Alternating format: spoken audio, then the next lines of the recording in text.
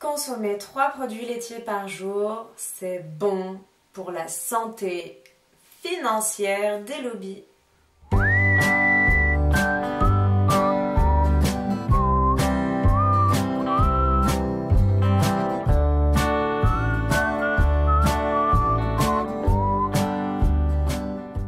Alors, nous avons vu que non seulement le fait de consommer 3 produits laitiers par jour, comme le recommande le Plan National Nutrition Santé en France, ou un produit laitier par jour, comme le recommande l'OMS, n'aide absolument pas à lutter contre l'ostéoporose. Et nous avons également vu que non seulement ça n'aide pas, mais en plus c'est mauvais à la santé, puisque c'est en cause dans de nombreuses maladies de civilisation.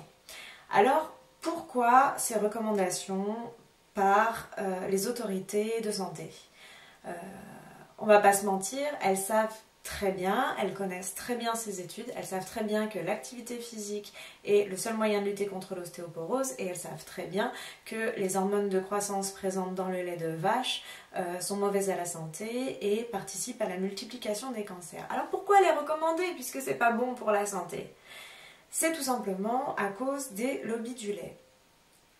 C'est peut-être pas forcément facile à entendre la première fois, mais oui, les autorités de santé ont des intérêts financiers, tout simplement.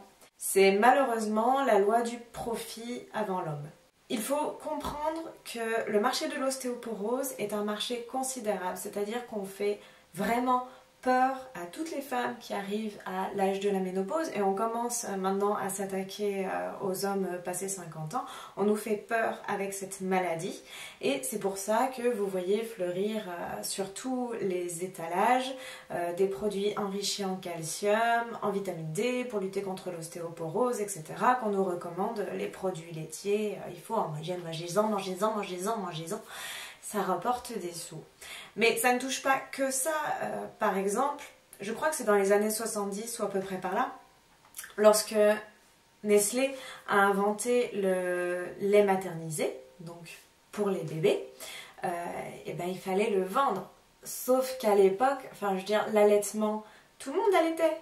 Et jusque-là, de toute façon, on faisait comme ça, on n'avait pas tellement le choix.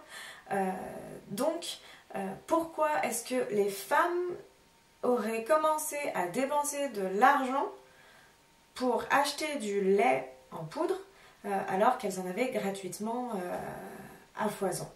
Et là, du coup, ce lobby du lait est rentré un petit peu sournoisement dans notre système de santé et il a fleuri tout un tas d'allégations complètement plus farfelues les unes que les autres qui sont aujourd'hui complètement démontées et on sait pertinemment qu'il n'y a rien de mieux que le lait de la maman pour le bébé et qu'il n'y aura jamais rien de mieux.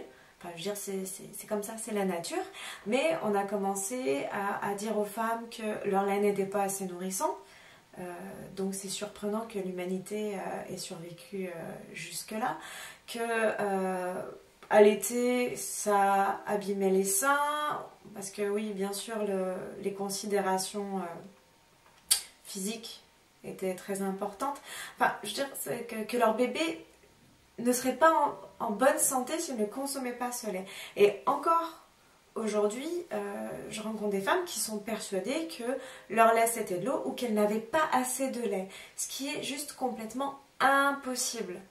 Mais les produits laitiers, enfin le lobby du lait a réussi à implanter ça dans la tête des femmes par le biais de leurs médecins.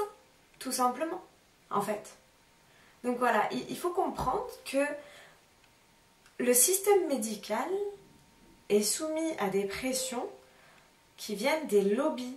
Et leur but, c'est pas notre santé, c'est le profit.